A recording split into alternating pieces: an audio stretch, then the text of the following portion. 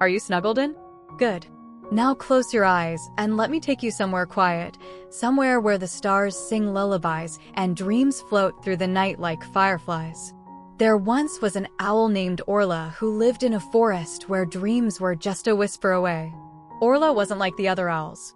While her cousins soared through the sky at night hunting for mice, Orla liked to sit quietly on the highest branch of the oldest tree in the forest, an ancient willow with bark that shimmered silver under moonlight.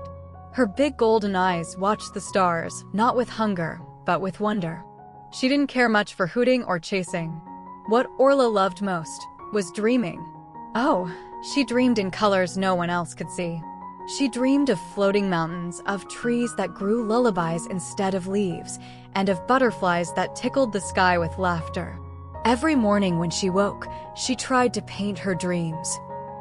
Using crushed berry juice, flower petals, stardust she collected on her wings, and dew from the tips of fern leaves.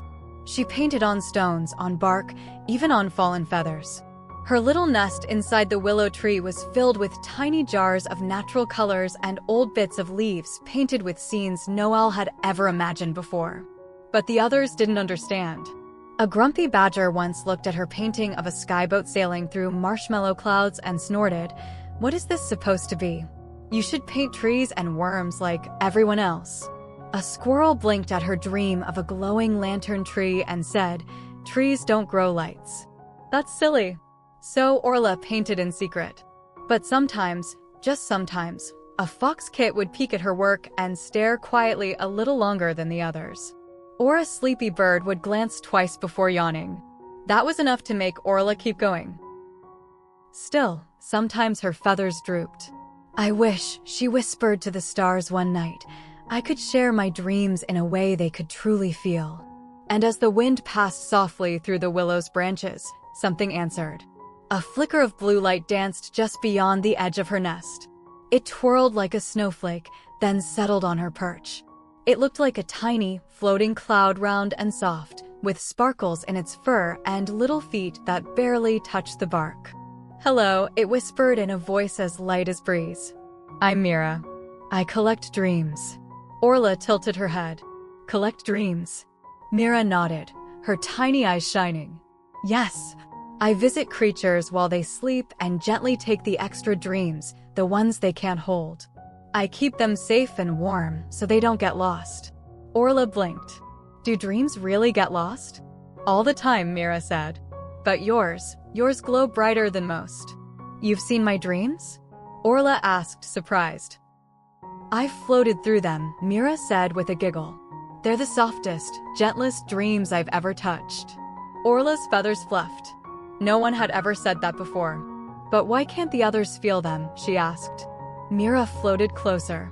"Maybe it's not about them understanding with their heads. Maybe they need to feel them with their hearts." Then, from within her tiny cloudy form, Mira pulled out a paintbrush. Not an ordinary one, it shimmered like moonlight, and its bristles were softer than anything Orla had ever seen. "This," Mira whispered, placing it gently into Orla's feathers, "paints not with colors, but with dreams." And just like that, Mira vanished into the starlight. Orla held the brush close and waited. The next morning, as the sky began to change from midnight blue to early pink, Orla dipped the brush into a dewdrop that had collected in a curled leaf.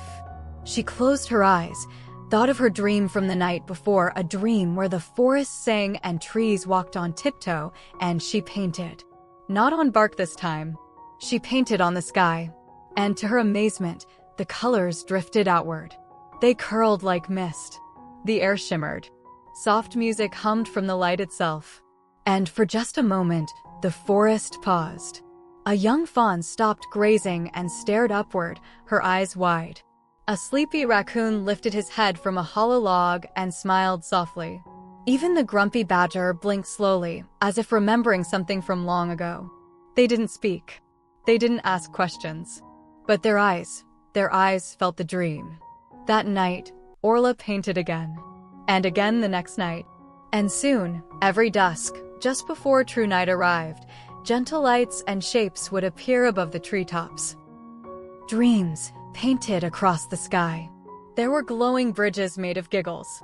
Ladders that reached up into clouds made of music. Forests where butterflies whispered secrets into leaves.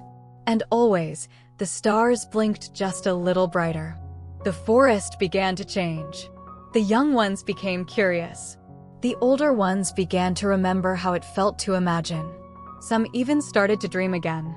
And every night, Orla would perch on her willow branch, dip her shimmering brush into the light of a falling star, and paint. She never used words. She didn't need to, because dreams, you see, don't need to be understood. They need to be felt. And somewhere, in the hush between the cricket's song and the owl's wings, every creature in the forest found themselves drifting into dreams softer than feathers and brighter than starlight. And if you ever walk through a forest just as the stars begin to wake, and you look up at the sky and see a swirl of colors or shapes that feel like they belong to you, well, it might just be Orla, the owl who painted dreams. Still painting, still dreaming, still sharing what only the heart can understand. Now, close your eyes, little one, and let your dreams rise like fireflies into the sky. Orla is waiting. Good night, Crescent Moon.